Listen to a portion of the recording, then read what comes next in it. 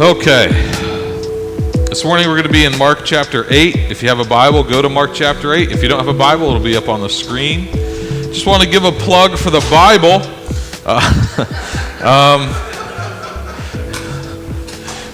You can always bring one with you, or put it on your phone, or do something like that. Okay. Let me pray for us, and then we'll jump in to Mark 8. Jesus, you have given us your word, and this word is for all time, but it's also for today. It's for right now. And I pray, Lord, that we would receive it for right now. And I pray that in your name. Amen. Before I get started really quick, I failed to mention this during the announcements. Tonight, we have this communion service at 6 p.m. outdoors. If you are able and willing to show up at 4:30 to help us set up, we would love the help. We just got to set up a, sound system, chairs, all that stuff outdoors. So if you want to show up at 4:30, we would appreciate the help. Okay, that's all that. About 6 weeks ago, I was doing some work around the church, and I was just listening to a podcast while I was working, and I was listening to an interview with a pastor named Rock Dillerman. Rock Dillerman is kind of a friend of our church. He's actually been here before. He pastored Allegheny Center Alliance Church for over 30 years in Pittsburgh, Pennsylvania. When he arrived at that church, it was 600 people. When he retired last year, it was 3,500 people. One of the most influential churches in Pittsburgh. When he retired, the mayor of Pittsburgh showed up and declared that day Rock Dillerman Day in the whole entire city of Pittsburgh. His church, my wife and I actually visited when we were on vacation in 2019. We visited their church just to kind of see like how a church in a city would function, how they do it in Pittsburgh. And so then Rock came here to True Vine, and while he was not here on a Sunday morning, he met with some of our leaders midweek. That week that he came, had dinner with us, and people keep saying, when are we going to do the Rock stuff Rock told us to do? And I'm like, we're getting there. Remember, they did it when they had 3,000 people. We can do little tiny things. Actually, the upgrade campaign that we did last year, a lot of the stuff we did was at his suggestion. He walked through and he was like, I think you need to fix this, work on that, improve this, upgrade that. And so not everything, but some of what we did was in response to some of his insight. Anyway, I was listening to this interview with Pastor Rock, and the interview was answering the question or addressing the issue, what's causing so many Christians to fall nowadays? Both Christian leaders who are having like moral failures or theological drift, or just Christians in general who have been walking with Jesus for a number of years, and for some reason they're not interested in their faith anymore. What's causing that? And I was listening to that, and he said this statement. He was basically talking about how our motives, like what causes us to begin to follow Jesus, or what causes us to step into leadership in a church setting. And he was saying that not everyone's doing this for the right motive. Some people are doing this because they think it's their pathway to notoriety or fame, or Jesus is going to give them, a new car and more Twitter followers and all that nonsense. And this is what he said, and he was paraphrasing something from Mark 8. He said, I discovered that taking up the cross brings tremendous liberty. Once you get a taste of that liberty and that freedom, you don't want to engage in anything that will jeopardize it. See, they were asking him this question, Rock, you were a pastor for over 40, almost 50 years. You didn't walk away. Why didn't you walk away when other people do walk away? And he said, because Jesus said to take up the cross. He didn't get into following Jesus because he thought it was going to give him his best life now. He was losing his life, which is exactly what Jesus invited people into.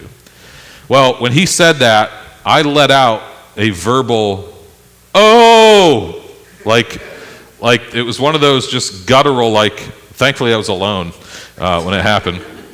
But when I heard him say that, I was like, I got to stay with that. I can't move on. That was 6 weeks ago.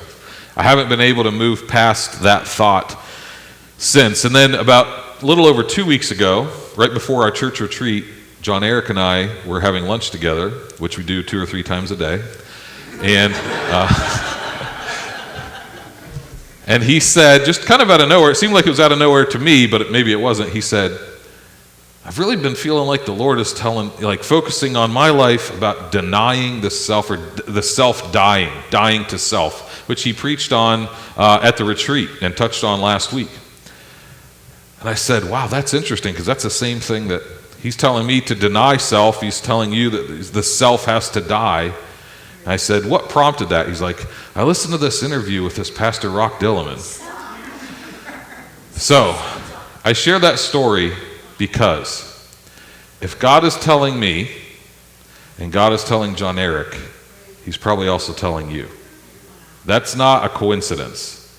This has to be what God is saying today to our church. Okay?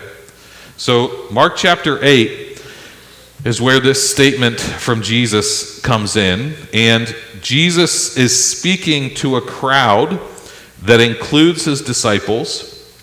People are thinking about, maybe I'm going to follow Jesus. You know?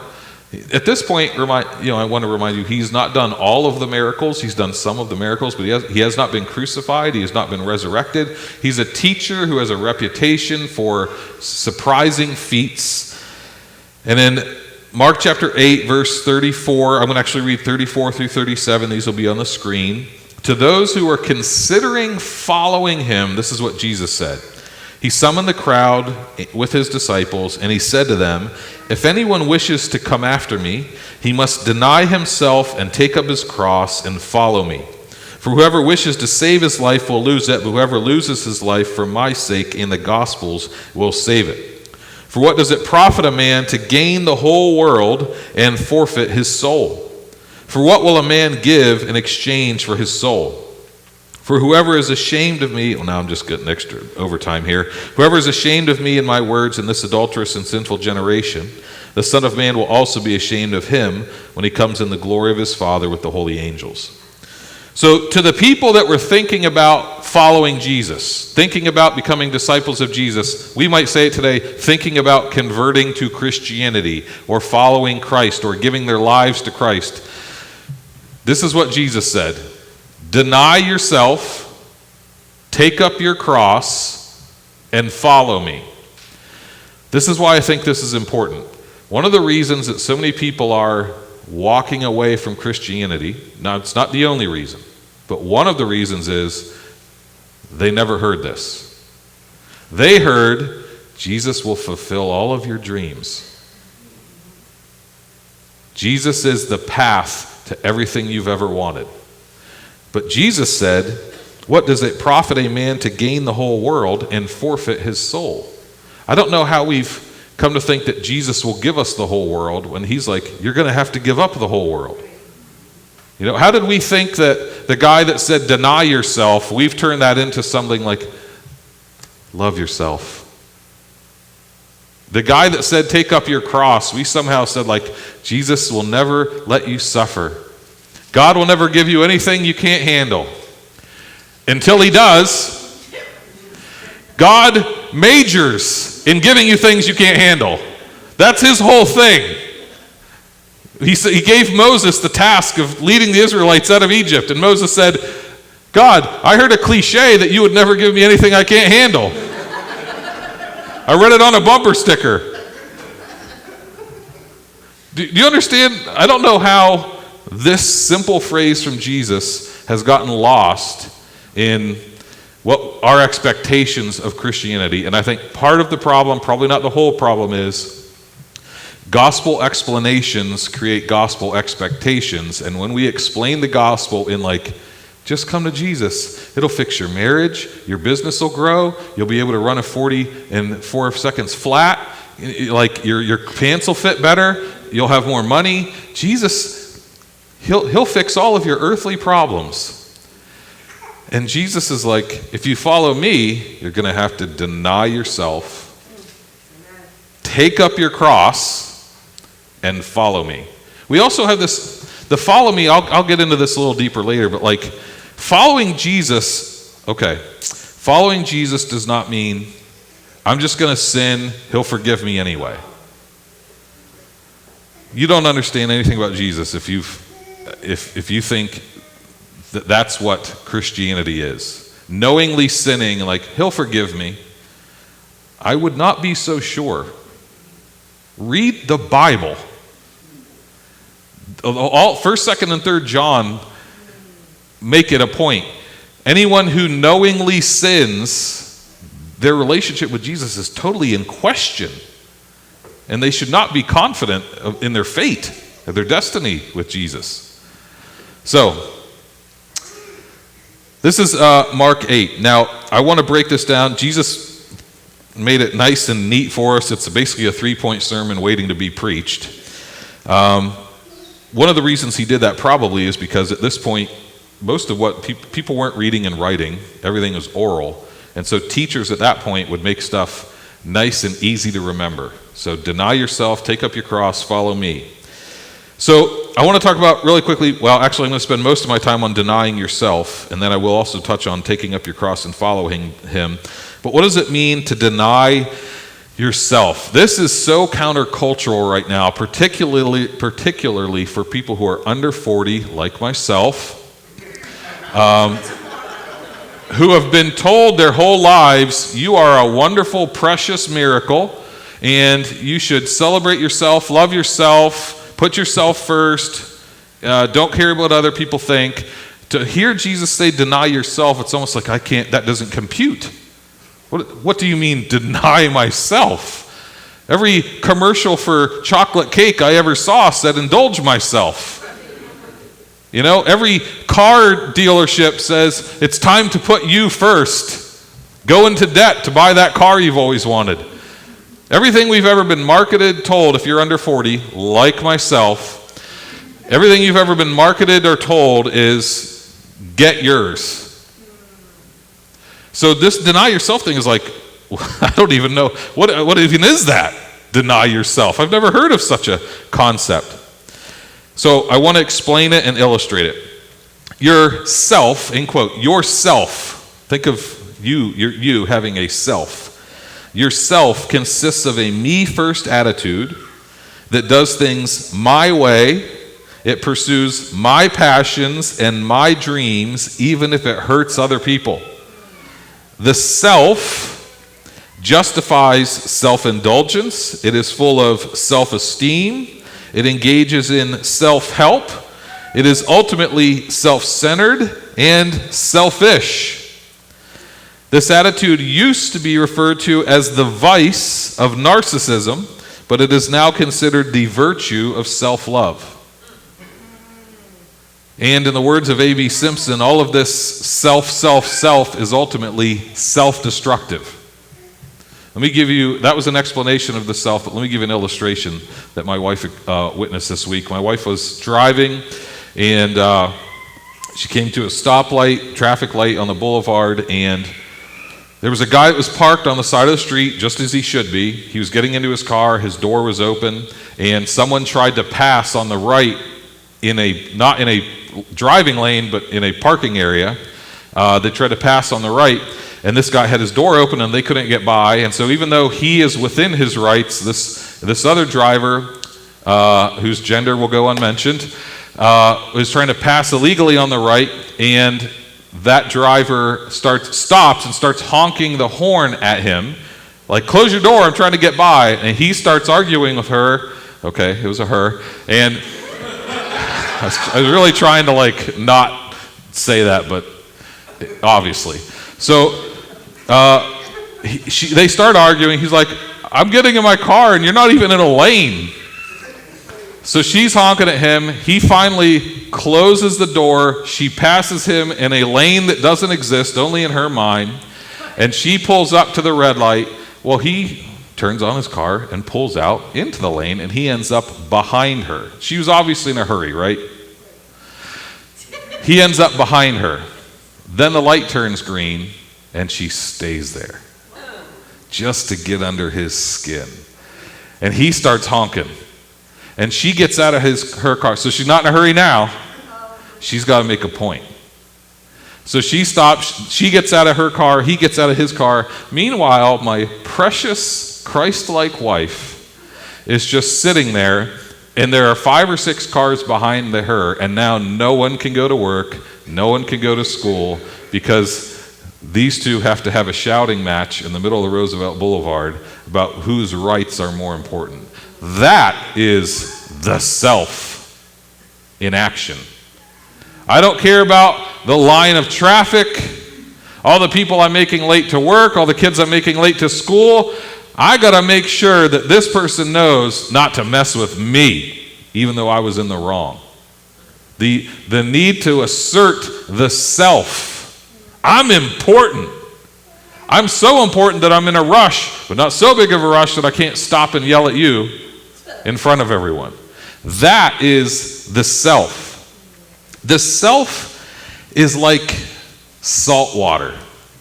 If you were stuck floating in the ocean, you're on a boat that's going down, you're floating there for days, you're eventually going to get thirsty, right? And you probably all know this, but you're not supposed to drink salt water, even though you're going to want to. Even though in the first 60 seconds it's going to satisfy your thirst and you're going to feel, oh, finally, I'm not thirsty anymore. That salt water is going to accelerate the process of dehydrating you, and you're just going to want more and more and more. And the more salt water you drink, the faster you're going to die. You would be better off drinking nothing than drinking salt water, because all salt water says is, give me more. Give me more. That is what the self is like. The self is like salt water. A little bit of self-love, a little bit of self-esteem, a little bit of self-help, and all of a sudden it's like, I need more of that.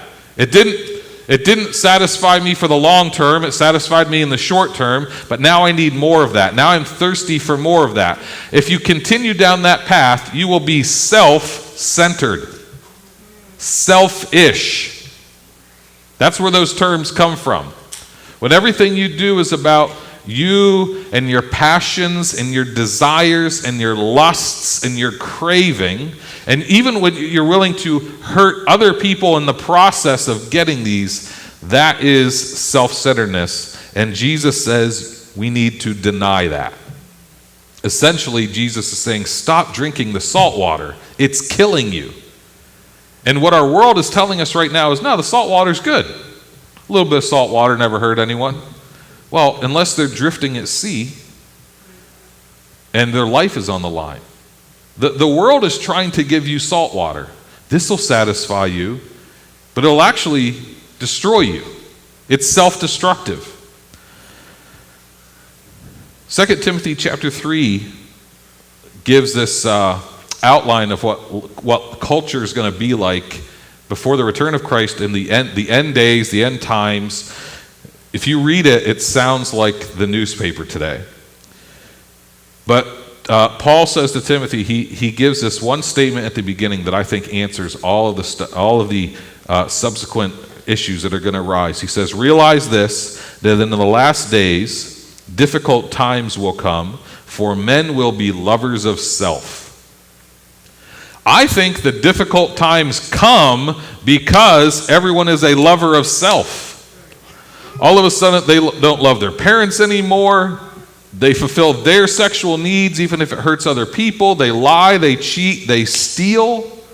And it becomes about me first. I don't care what other people think. I don't care how this is going to affect others. I'm going to get mine. And Paul says, this will create difficult times. When people are self-oriented, do you know what that makes them? Super sensitive. Easily offended. Why do you think people are so easily offended nowadays? Because they've been told how precious themselves are. I don't know if that sentence was grammatically correct, but how they themselves are so precious and how everything that they feel is valid. And so when someone challenges that, they get offended. The more we engage in self-love, the easier it's going to be offended. The more we engage in self-centeredness, the easier we're going to be divided. Why do you think we're getting so tribal now? Why do you think we use social media to create echo chambers so we can just hear what we agree with? That's all just a manifestation of self-centeredness. I want to hear what I already believe, and now I can watch news that tells me what I already believe. I can do stuff online that tells me what I already believe. And if I get challenged, there's another place I can go. As the self-help, self-centered, selfish, as this movement has increased, you know what else has increased? Depression. Depression, in all of this pseudo-psychological, chicken soup for the soul, vague spirituality, whatever, it's not helping people, it's hurting people. Just like salt water. Depression's not getting lower, it's getting higher. Suicide rates are going up. I mean, it's insane that we're telling people to have self-esteem, but what does self-esteem do? Give you depression. This is the thing. Ultimately, we have to get our value, our worth, and our identity from Jesus. That's the only thing that's satisfied. That's fresh water. Does that make sense? That's fresh water. That's going to satisfy you. That's going to make sure that you're not destroyed by your own actions. So, to deny self, in the New Living Translation, it says it this way: give up your own way. When you deny self, you're giving up your own way. I want to be clear. To deny yourself doesn't mean you never take a nap, you never eat something you like. It doesn't mean you're whipping yourself, because that's still self, right?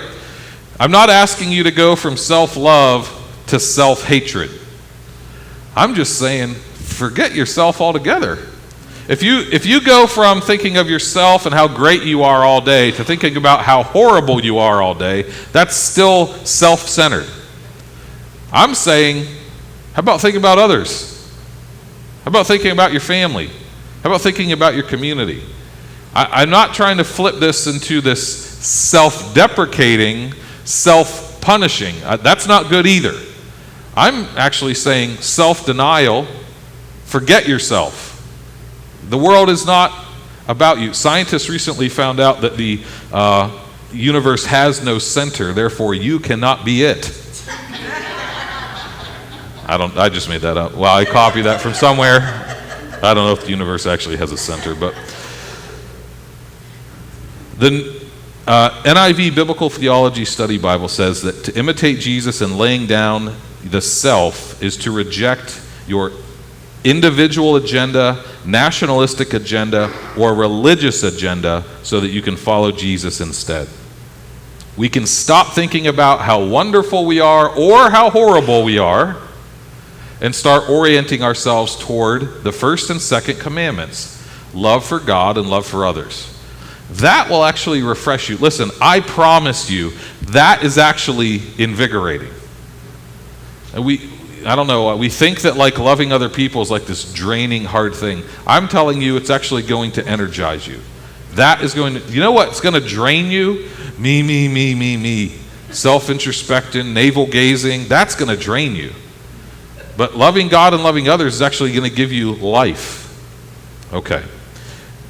In my remaining few moments, I need to take up your cross and follow him. Jesus said, deny yourself, take up your cross. Okay. Interesting thing, Jesus had not been crucified yet when he said this. When the disciples heard him say this, they weren't like, oh, right, Jesus is crucified. Of course he would say this. No, Jesus said this before he was crucified. But they had seen, most likely, people be crucified, and Jesus was not the first person that had to carry his cross to the place of his death. That was a common practice. People had to carry their crosses when they were crucified. Carrying your cross back then would be kind of like that movie, The Green Mile, kind of like walking to the electric chair. You're alive, but you're as good as dead, right? I mean, when you're walking to the gallows, walking to the electric chair, carrying your cross to be crucified, you're not thinking about your self-greatness, your career, your needs, your passions. You've accepted It's over for me, yet I'm still alive.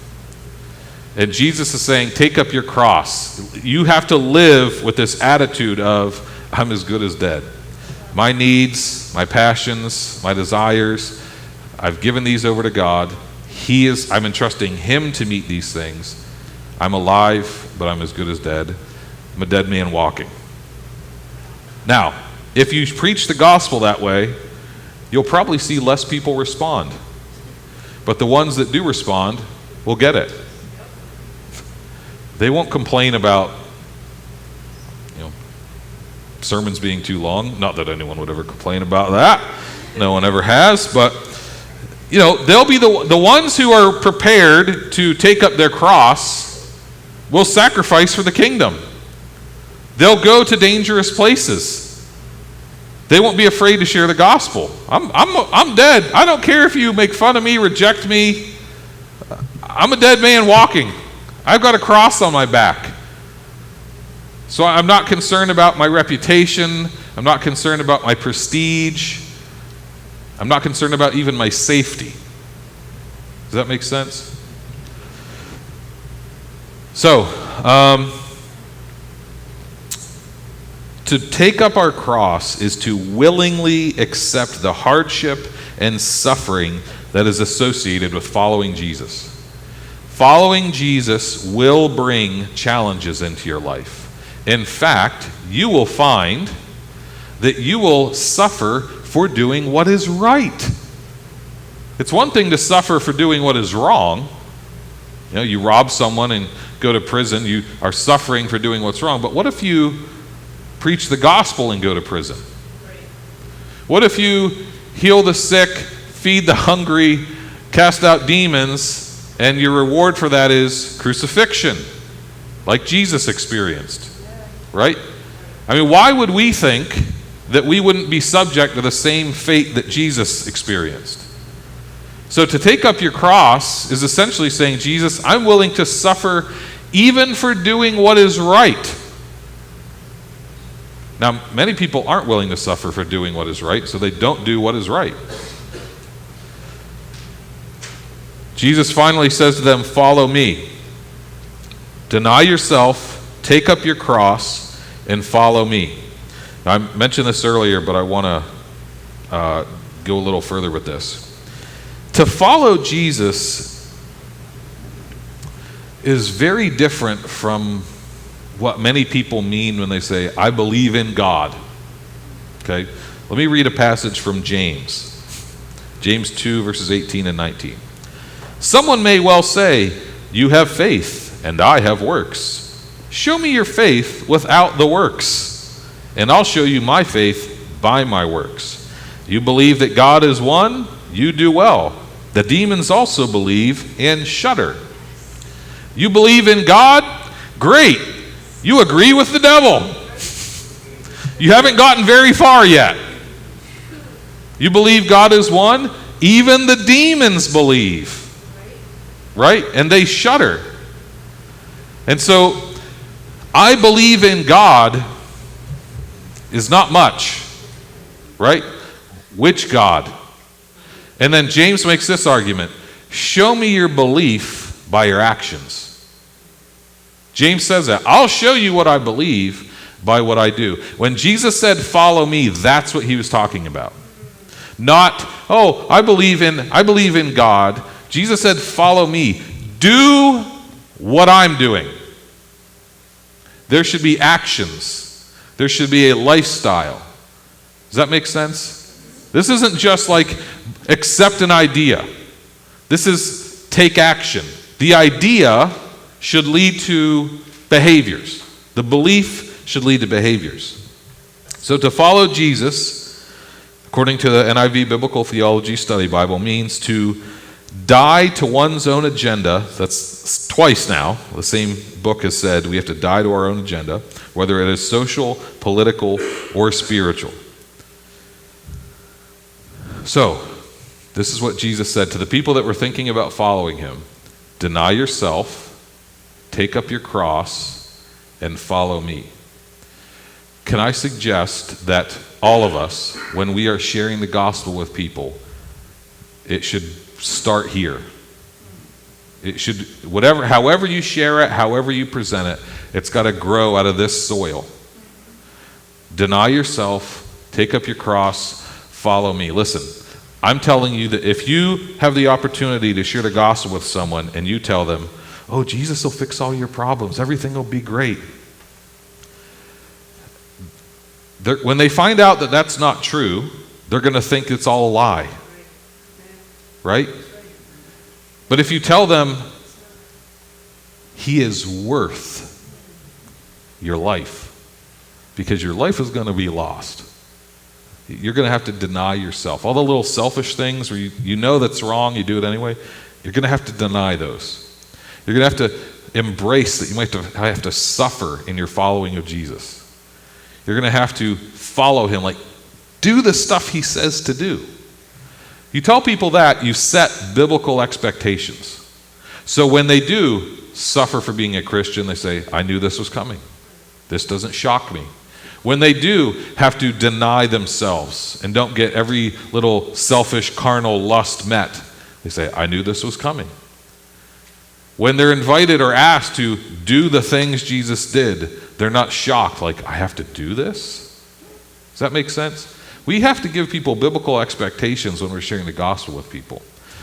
So, John the Baptist, I think, understood, deny yourself, take up your cross, and follow me before Jesus even said it. Because this is what John the Baptist said. When people went to John the Baptist and said, John, he's taken all your followers.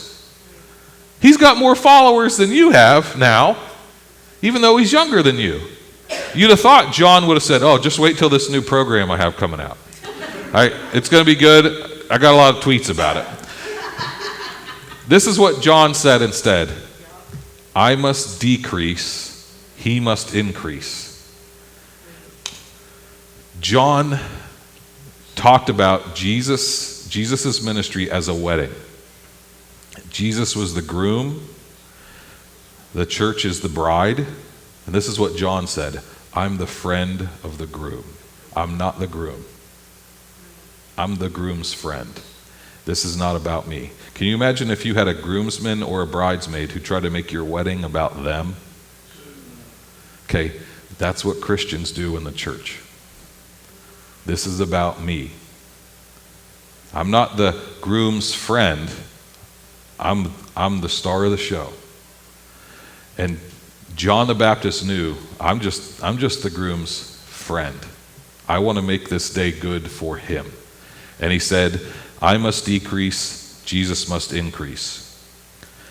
This is it. This is the only type of Christianity Jesus ever envisioned.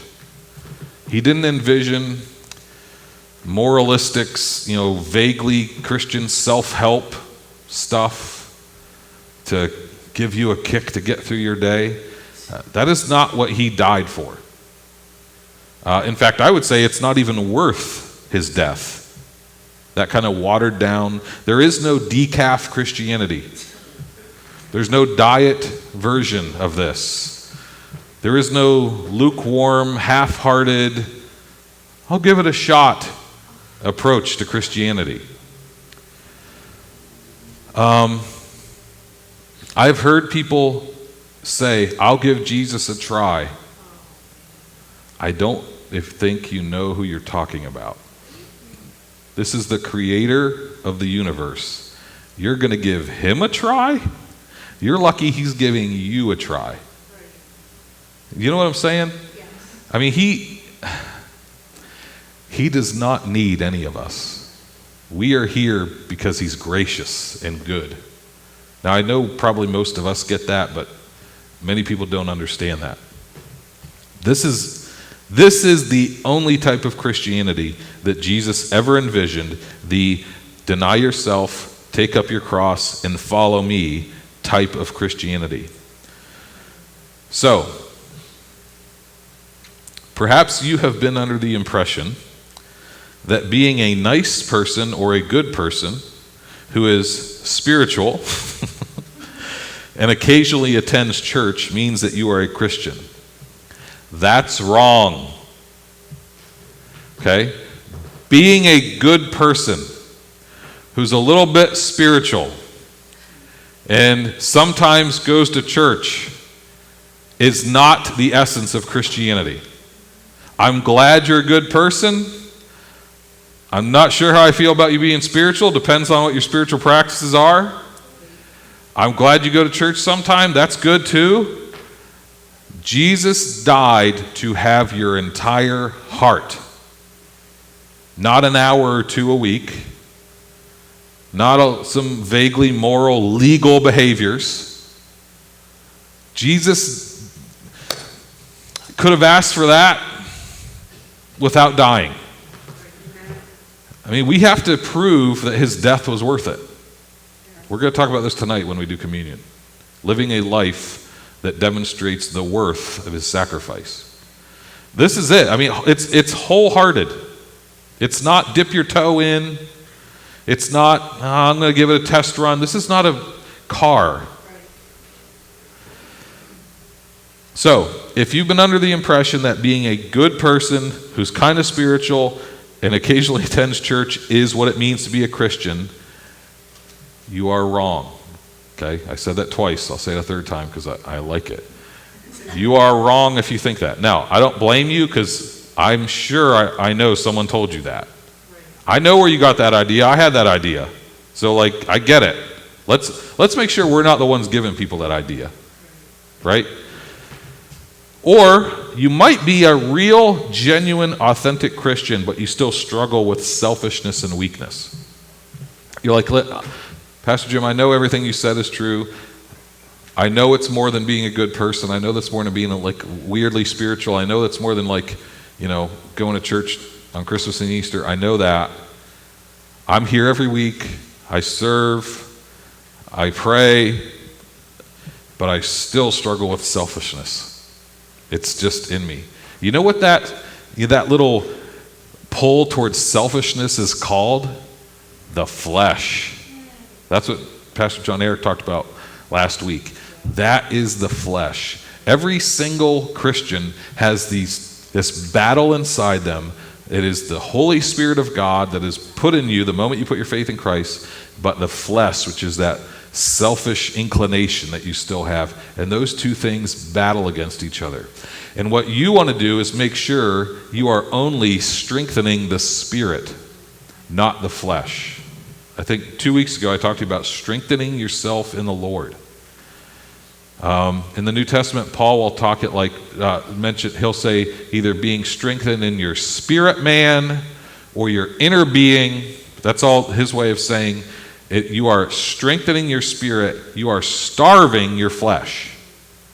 When you starve your flesh, it gets weaker and weaker and weaker. I mentioned this a couple weeks ago, that part of the power of fasting is you are weakening the flesh, because the flesh definitely wants a taco at 1 a.m, right? There's no one who ever nutritionally needed a taco at 1 a.m, right? That's always your flesh saying, make the feelings go away, Come on, you know that's what it is. When you fast, when you say, I'm not gonna have food for a day.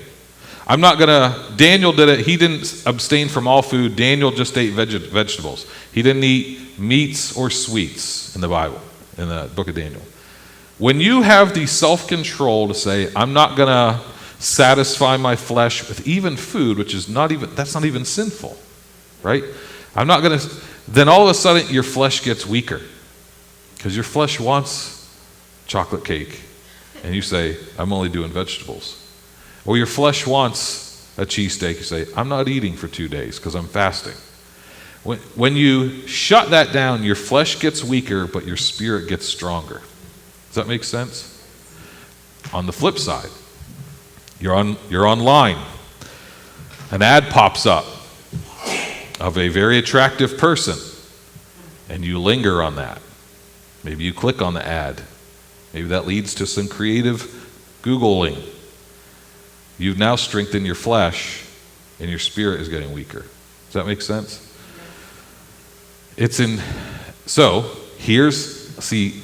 I don't know if they have theology degrees, but people in marketing understand this. Let me say this. Satan uses marketing to get you to strengthen your flesh. Do the taco at 1 a.m. Indulge your sweet tooth. Buy this thing that you ever wanted. Here's a website to find an extramarital affair. Here's illicit substances. Here's this, here's that. It's like Satan has basically flooded you with ads for your flesh, right? I mean, it's very, very easy. If you want to satisfy your flesh, it won't take but about 3 minutes to find a way to do that, right? But if you want to strengthen your spirit, you got to dig for that a little bit, right? I mean, the world's not giving you vitamins for your spirit. You're going to have to search for that a little bit. You find it in fellowship with other Christians. You find it in scripture. You find it in worship, prayer, fasting, church participation. But right now we're kind of swimming upstream. If you want to strengthen your spirit, does all this make sense? Yes. So, deny yourself, take up your cross, follow me. That is the only type of Christianity that Jesus ever envisioned. If you were unfamiliar with that, we have people that are going to be praying, willing to pray for you. I have a ministry team. I'm going to ask Dan McCurdy, Lisa Serrano, Ruby Bermudez, and Sharon Miller if they would come up and join me just right here. If this is like a new idea to you and you didn't know that following Jesus meant you had to deny yourself, take up your cross, and follow him, these folks are here to pray with you, okay? Maybe you did know that, though. Maybe this is not new information, but you're just like, yeah, I know this, but I'm not there yet, but I want to be there. These folks will also pray with you, okay? If there's a specific area of the self that you need to deny, they will pray with you. If you have a hard time taking up your cross, they will pray with you. If there are areas where Jesus is saying to follow me, put your faith into practice, and you're having a hard time making that jump, they will pray for you for that, okay? So I'll pray for us, and then just let this crew minister in prayer. You can come up, when I dismiss you, just come up and be prayed for. And then I hope to see you tonight at 6 p.m. because that will be a continuation of what we talked about this morning, okay? So Jesus, this statement you made to deny yourself, take up your cross, and follow him, we do not read this as optional. This is mandatory Christianity. And Lord, I feel like it's both kindergarten Christianity and PhD Christianity. This is, in a way, so basic and so simple and so introductory, but in another way, it is so hard and challenging and difficult. Lord, you're worth it, though. You are worth us denying ourselves, Lord. You actually, as much as we have dreams, you have bigger dreams. So we deny our dreams for your dreams. As much as we have passions, you have better passions. So we deny our passions and take up your passions. We have agendas, we have ideas, we have theories, but Lord, yours are all better. So we deny those things and we receive your agendas, plans, your will, Jesus. We know that, Lord, even you did that. You submitted to the Father. You said, not my will, but your will be done. You had no impure motives, but even you surrendered your will and submitted to the Father's. So, Lord, put this in us and don't let it rest until we've thoroughly denied ourselves, taken up our crosses, and followed you. I pray that in your name.